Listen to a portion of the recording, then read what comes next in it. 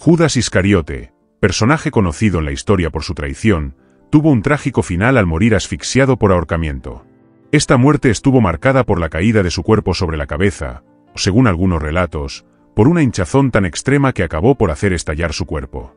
Si tuviéramos la oportunidad de retroceder en el tiempo y plantear esta pregunta a los cristianos que vivían en el siglo I, en los albores mismos del cristianismo, cabría esperar escuchar respuestas muy diversas. Sin embargo, cuando analizamos los textos que componen el Nuevo Testamento, nos encontramos con dos de estas posibles versiones sobre el tema. Además, hay una tercera versión que circuló con bastante fama, aunque no forma parte del canon bíblico. Así que vamos a explorar en detalle lo que dice cada una de estas versiones, y al mismo tiempo, examinaremos cómo los antiguos entendieron e intentaron armonizar los diferentes relatos de la muerte de Judas, tratando de comprender las interpretaciones de este episodio. Para empezar, podemos destacar la primera versión, que puede considerarse la más famosa de todas las que existen, siendo la recogida en el Evangelio de Mateo. Esta versión es de tal notoriedad que, sin duda, muchas personas la reconocen inmediatamente, dada su relevancia e impacto histórico. Según se describe en este Evangelio, los sacerdotes habían ofrecido a Judas la suma de 30 monedas de plata para que entregara a Jesús. Sin embargo, tras presenciar todo el proceso del juicio y la condena de su maestro, Judas acabó experimentando un intenso sentimiento de profunda culpa y arrepentimiento por sus actos. ¿No es así?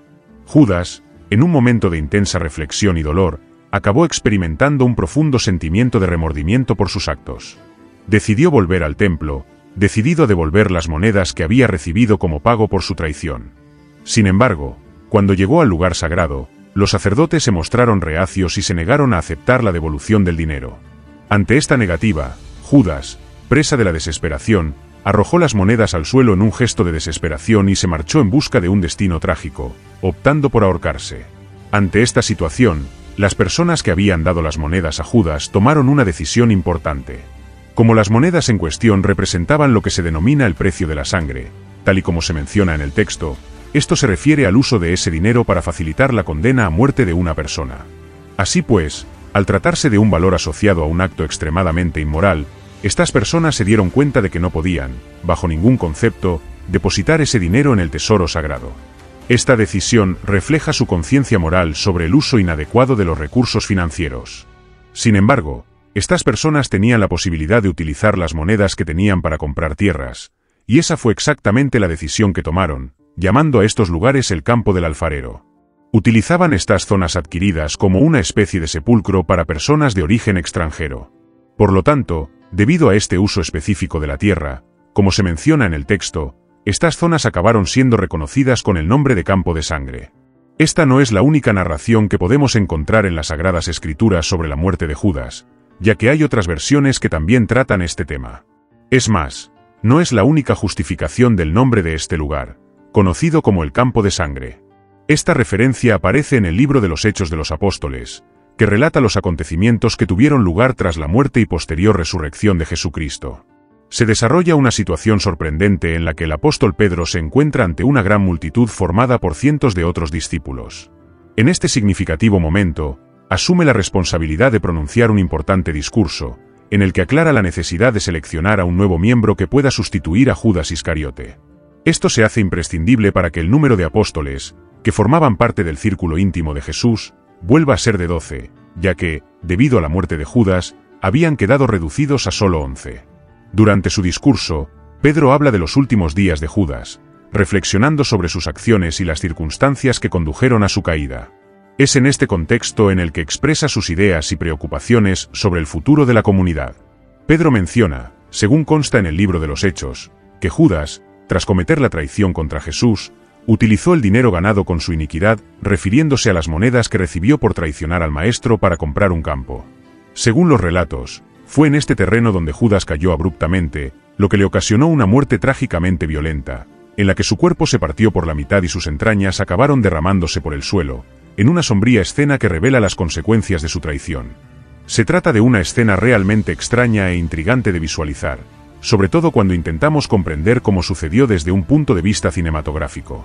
Desde el momento en que Judas se encuentra en una situación que provoca que su cuerpo se parta por la mitad tras caer sobre su cabeza, es un proceso que plantea muchas preguntas. Sin embargo, volveremos sobre este tema con un análisis más profundo más adelante.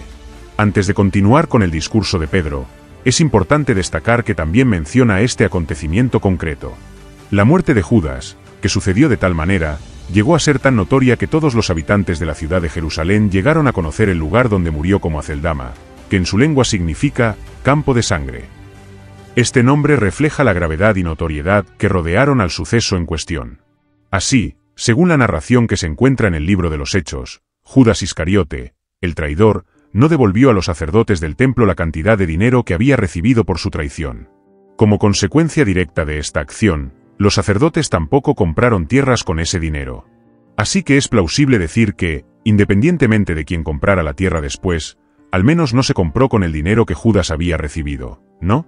En segundo lugar, el autor del libro de los Hechos de los Apóstoles menciona que Pedro informa de que fue precisamente Judas quien encontró la muerte en aquel terreno, y esta información se presenta de una forma que puede considerarse un tanto enigmática, ¿no? Cayó de cabeza y, por una razón que no está clara, su cuerpo se dividió en dos partes. Después de esa caída, ¿no? La lucha que tuvo lugar en este acontecimiento histórico fue tan violenta y estuvo tan llena de sangre que el lugar en cuestión pasó a conocerse como el Campo de la Sangre, nombre que hace referencia a la cantidad de sangre que allí se derramó. Se trata de una explicación diferente a la que se encuentra en el Evangelio de Mateo, que también trata de dilucidar el significado del nombre de la región. En una próxima entrada, veremos cómo diversos autores a lo largo de la historia, desde la antigüedad, han intentado ofrecer sus interpretaciones de estas discrepancias. Sin embargo, antes de seguir avanzando por este camino, es esencial que hablemos de una de las versiones más impresionantes de todas las relativas a la muerte de Judas, que, en mi opinión, es la versión más notable. Este relato en particular fue registrado por un líder cristiano extremadamente antiguo, que incluso pudo haber vivido con el apóstol Juan. La figura en cuestión se refiere a Papías de Hierápolis, una personalidad que vivió entre los siglos II de nuestra era. Es citado por Ireneo de Lión, un importante obispo, como un individuo perteneciente a la primera época del cristianismo y como alguien que tuvo el privilegio de escuchar directamente las enseñanzas de los primeros ancianos de la fe cristiana. Esto significa que Papías tuvo acceso a relatos de los acontecimientos que rodearon la vida de Jesucristo, recibidos directamente de personas que estuvieron presentes en las circunstancias de la época, entre ellas, según se cree, un tal Juan, lo que muchos estudiosos interpretan como una alusión al apóstol Juan, uno de los discípulos más cercanos de Jesús. Esta conexión proporciona un vínculo significativo entre Papías y los orígenes de la primitiva tradición cristiana. Papías, uno de los primeros escritores cristianos, nos proporciona información sobre la muerte de Judas Iscariote. Es importante señalar que existen dos relatos distintos de este suceso, una versión más concisa y otra que presenta un relato más detallado. Papías es conocido por haber elaborado una obra exhaustiva titulada Exposición de las Palabras del Señor, que constaba de 5 volúmenes. Esta obra, aunque fue muy citada y referenciada por diversos autores antiguos, no fue tan afortunada en cuanto a la conservación de sus manuscritos.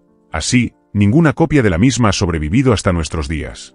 A pesar de que el texto de Papías ya no está disponible, su contenido y sus ideas siguen siendo estudiados y discutidos gracias a las menciones hechas por otros escritores de la época.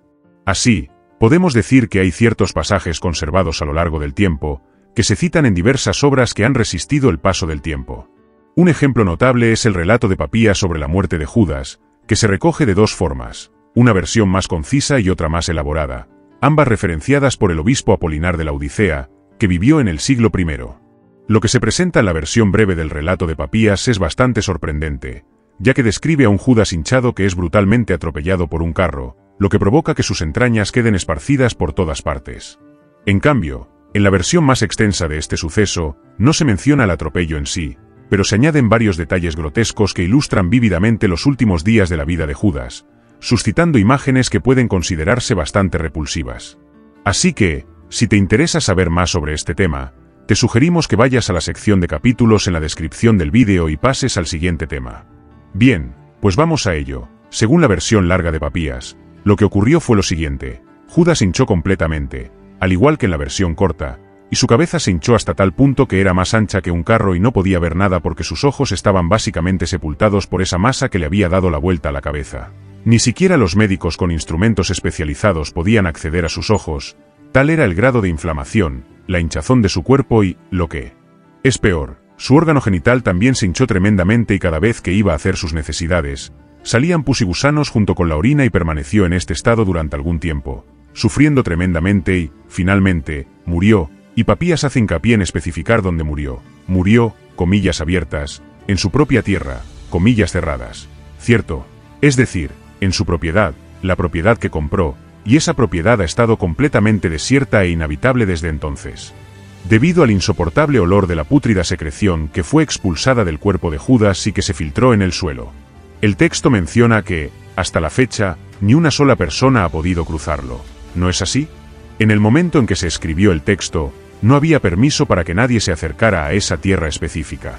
Así que podemos identificar las diferentes versiones de Papías, y es importante destacar al menos dos aspectos que merecen especial atención en relación con estas versiones. El primer punto a destacar es que, una vez más, la cuestión de la muerte de Judas Iscariote se asocia a la elucidación de un aspecto que concierne a una parcela o terreno concreto. En este lugar, lo que realmente dilucida la narración no es precisamente el nombre del territorio, sino más bien la fragancia de la tierra, o más ampliamente, su condición general de desamparo y abandono. Aunque estos relatos puedan parecer bastante extraños e incluso surrealistas, en realidad no difieren mucho de otros escritos que ya hemos encontrado en contextos similares o parecidos. Estos textos, a pesar de sus peculiaridades, comparten ciertas características con obras conocidas, lo que demuestra que la forma en que percibimos y describimos el entorno que nos rodea puede seguir patrones comunes, incluso con las variaciones que puedan existir. En varios pasajes, como la narración que describe la muerte de Antíoco IV, que se encuentra en el segundo libro de los Macabeos, hay sorprendentes similitudes con la muerte del rey Herodes, que se presenta en las obras de Flavio Josefo, así como con la muerte del emperador Galerio, relatada por Eusebio de Cesarea. En todos estos pasajes que tratan de la muerte de figuras consideradas malvadas, los cadáveres de estos personajes se hinchan de forma igualmente grotesca, dan lugar a gusanos y están llenos de úlceras y tienen llagas en los intestinos y las vísceras. Así pues, estos individuos encuentran el final de sus vidas en circunstancias extremadamente repulsivas. En todos estos casos, el castigo divino infligido a estas personalidades se produce de una forma caracterizada por una muerte extremadamente desagradable y físicamente repugnante. Así pues, si alguien está interesado en acceder directamente a las descripciones, es muy sencillo. Basta con rebobinar el vídeo hasta las partes anteriores y pausar la reproducción en el momento en que los textos se hagan visibles en la pantalla. Así que estas representan las diferentes versiones atribuidas a Papías. ¿No es así? Como puede ver, hay claras diferencias entre ellas, que las hacen distintas entre sí. Una de las narraciones presenta el atropello como motivo de la muerte, mientras que la otra cuenta una historia que difiere claramente de la versión encontrada en los Hechos. Esta, a su vez, también está distorsionada en relación con el relato del Evangelio de Mateo. Si se pregunta cómo justificar estas discrepancias, es importante saber que no es la primera vez que se plantea esta duda, ya que estas variaciones han sido reconocidas desde la antigüedad. Diversos autores a lo largo de la historia se han dedicado a intentar crear una articulación más clara entre estas versiones, e incluso ha habido esfuerzos por combinar más de una de ellas, reuniéndolas en una sola narración, como es el caso del libro de Apolinar de la Odisea. Este autor menciona las versiones presentadas por Papías y aclara que estas narraciones no contradicen el relato del Evangelio de Mateo, ni se contradicen entre sí. ¿Estás de acuerdo? Según su análisis, lo que está en juego es que el Evangelio de Mateo solo menciona que Judas se retiró para suicidarse ahorcándose, pero no ofrece una afirmación categórica de que realmente llevara a cabo este acto de ahorcarse él mismo. Lo que sugiere Apollinaris es que Judas sí se encontró en una situación en la que intentó quitarse la vida ahorcándose, pero alguien intervino en ese momento crítico, cortando la cuerda y evitando así que muriera de esa trágica manera. Como resultado, Judas pudo continuar con su vida de la forma habitual y posteriormente siguió existiendo, ¿correcto? En otro momento, todas estas experiencias y situaciones que los papas describen y comparten le sucedieron a él, ¿no es así? El acto de linchamiento, junto con otras acciones igualmente grotescas, suscitó intentos de síntesis por parte de San Agustín y San Jerónimo, que se esforzaron por reunir diversas narraciones en una única historia cohesionada. Sin embargo, hay que subrayar que las versiones que pretendían unir pertenecían en realidad al Evangelio de Mateo y al libro de los Hechos de los Apóstoles. En este contexto, afirman que Judas, tras cometer la traición, se habría forzado y, en consecuencia, partido por la mitad, sacando a la luz esta peculiar interpretación. Recientemente, varios intérpretes han sugerido una nueva perspectiva sobre Judas, proponiendo la hipótesis de que intentó ahorcarse, pero desgraciadamente la cuerda utilizada para el acto se rompió. Este trágico desenlace habría conducido a Judas a una dolorosa caída, en la que su cuerpo se precipitó desde una altura considerable, produciéndose un impacto tan devastador al chocar contra el suelo que su cuerpo se habría fragmentado, haciéndose añicos parte del debido a la fuerza del choque. Esta situación, al parecer, fue analizada y resuelta con precisión, encontrando un desenlace adecuado a lo sucedido. La pregunta inicial que surge se refiere a cómo Judas, en posición invertida, bien colgado con el cuerpo girado hacia la derecha, bien en posición completamente boca abajo, consiguió realmente caer tanto que quedó boca abajo. ¿Qué ocurrió exactamente para que girara en el aire? Además, ¿cuáles son las probabilidades de que, durante la caída, se las arreglara para encontrar una rama que estuviera situada justo al borde de un acantilado, de modo que la altura de la caída hubiera sido lo suficientemente grande como para hacer que su cuerpo se separara en dos partes? Así pues, la logística de esta situación de ahorcamiento parece presentar una serie de complicaciones y dificultades. Además de todo lo que ya se ha mencionado, si en realidad la historia completa es que Judas se ahorcó, pero la cuerda se rompió y acabó muriendo a consecuencia de la caída, y no por el ahorcamiento en sí, entonces surge la pregunta: ¿por qué cada uno de los autores opta por relatar solo fragmentos de esta historia? ¿Por qué el autor del Evangelio de Mateo no menciona nada en sus escrituras sobre una caída, mientras que el autor del libro de los Hechos no menciona el ahorcamiento en sus relatos? Esta falta de información puede suscitar dudas sobre las elecciones narrativas de cada uno de estos escritores sagrados. Resulta curioso considerar que, aunque ambos textos pertenecen al mismo contexto religioso e histórico, sus enfoques difieren en la forma de narrar u omitir los acontecimientos. ¿Qué motivó a cada autor a omitir estos elementos concretos? Hoy en día, es bastante común encontrar diferentes tipos de textos reunidos en un solo volumen, ¿no es así? El Nuevo Testamento, para que cualquier lector contemporáneo que se tome el tiempo de leer el Evangelio de Mateo pueda, sin dificultad, comprender el desarrollo completo de la narración, por así decirlo, ¿no es así? El tema relacionado con la descripción de un cuerpo que cae y explota ocurre justo después del momento en que la lectura llega al libro de los Hechos. Sin embargo, es esencial subrayar que, históricamente, estos textos circularon durante muchos siglos, o incluso milenios, de forma mayoritariamente independiente. Esto significa que no todos los que tuvieron la oportunidad de acceder a un ejemplar del Evangelio de Mateo, obtenido directamente de su fuente original, disponían también de un ejemplar del libro de los Hechos. Es importante subrayar que estos dos libros existieron por separado y de forma autónoma antes de que se concibiera el Nuevo Testamento en su conjunto. Por lo tanto, lo que se puede concluir es que la conexión entre ellos no fue tan inmediata, lo que muestra una división en el tiempo y en el acceso a este conocimiento sagrado. Inicialmente, estos libros no se incluyeron en el conjunto que conocemos como Nuevo Testamento, cada uno existía de forma independiente, como obras distintas y autónomas. Más tarde, se tomó la decisión de reunir todos estos textos y organizarlos en una sola colección, que ahora constituye el Nuevo Testamento. Aunque sucedió lo que hemos mencionado anteriormente, cuando examinamos los manuscritos de textos bíblicos que se descubrieron en la antigüedad y también los de la Edad Media, nos encontramos con una diversidad de manuscritos que, por ejemplo, solo contienen los Evangelios. Un claro ejemplo de esta situación es la presencia de una colección que contiene los Evangelios pero no incluye el libro de los Hechos. Esto plantea la cuestión de si debemos leer primero el Evangelio de Mateo y después los demás Evangelios, ¿verdad? Después de leer los Evangelios, la práctica de leer el libro de los Hechos de los Apóstoles no es una actividad común, y este comportamiento de lectura no se ha extendido ampliamente a lo largo de la mayor parte de la historia.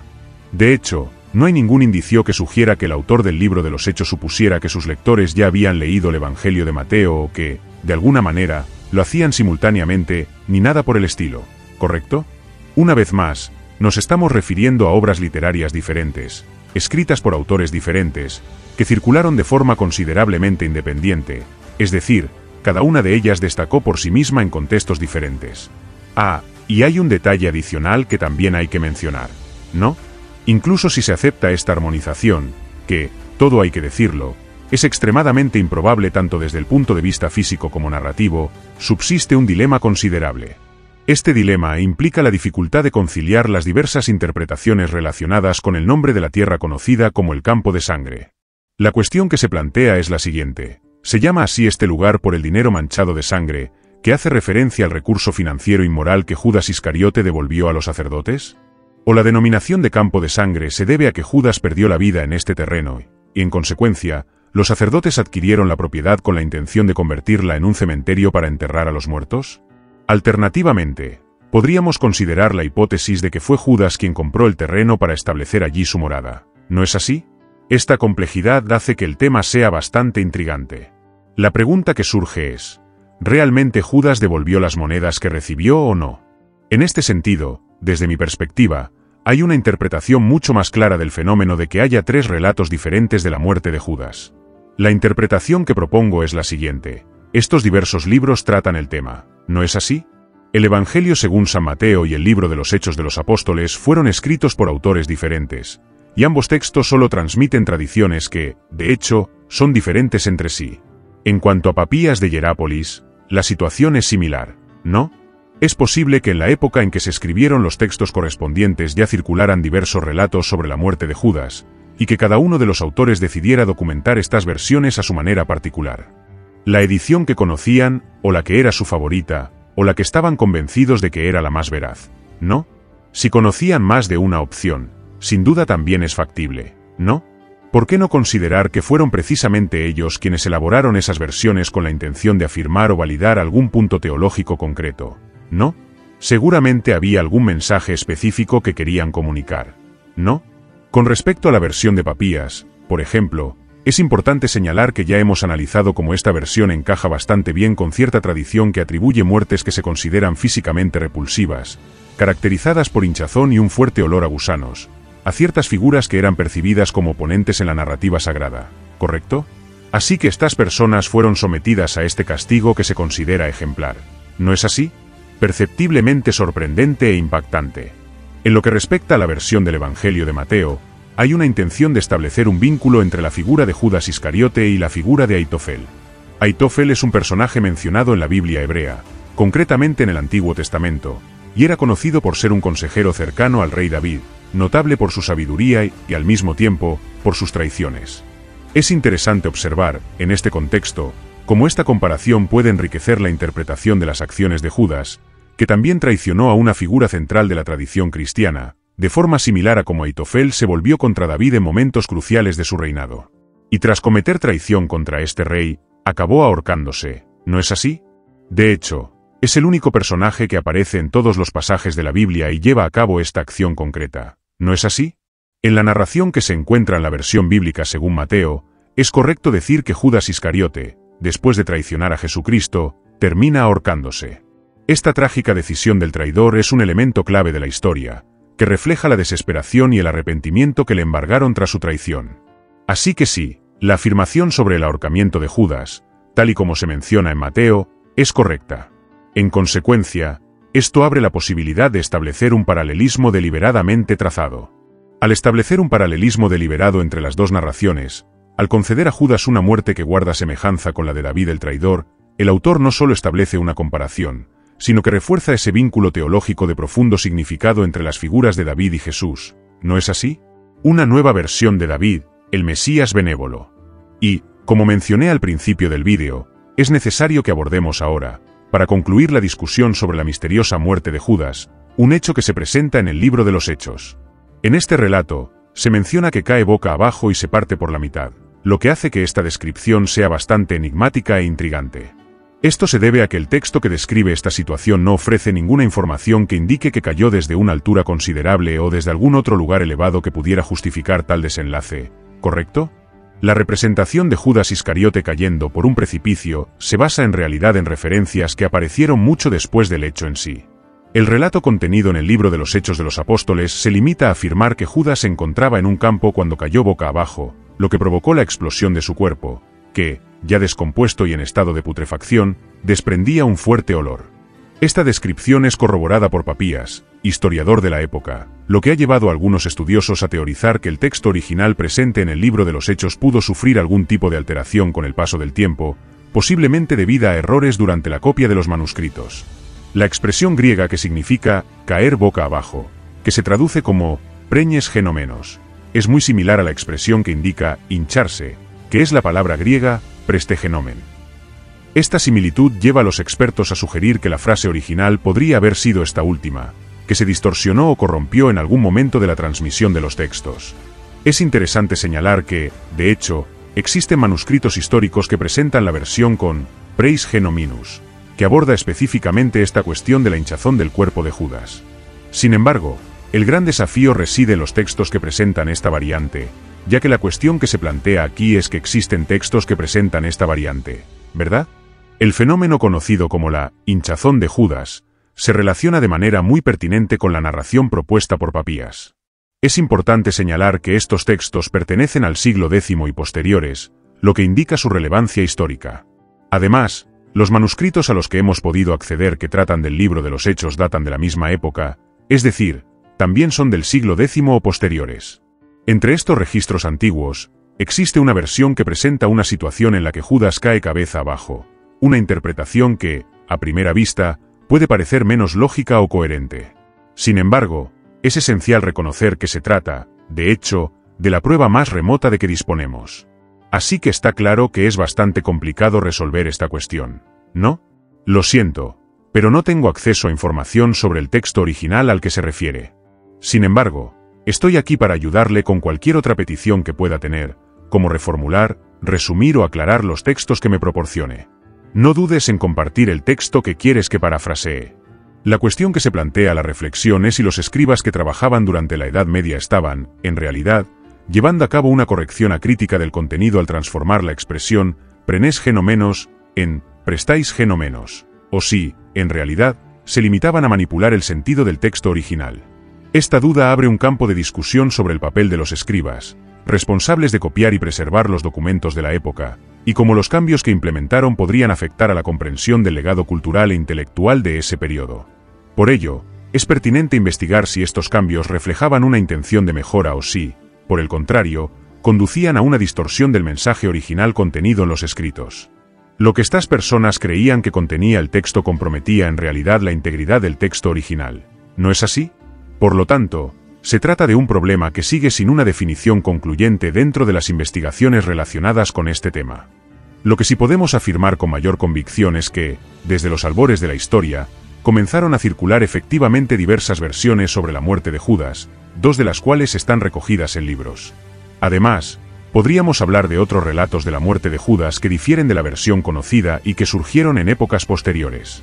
Un ejemplo es la intrigante versión contenida en el Evangelio de Nicodemo, que relata que Judas se suicidó ahorcándose tras la resurrección de un pollo que estaba cocinando su mujer. Otro relato interesante, que se refiere al propio Judas, se encuentra en el Evangelio de Judas. En este texto, tiene una visión reveladora que le advierte de lo que le ocurrirá cuando se dé cuenta de que los demás discípulos planean perseguirle y apedrearle. Cabe señalar que estas narraciones forman parte de los evangelios apócrifos, que no están incluidos en el canon bíblico tradicional. Les agradezco sinceramente su asistencia a esta presentación y espero volver a verles la próxima vez.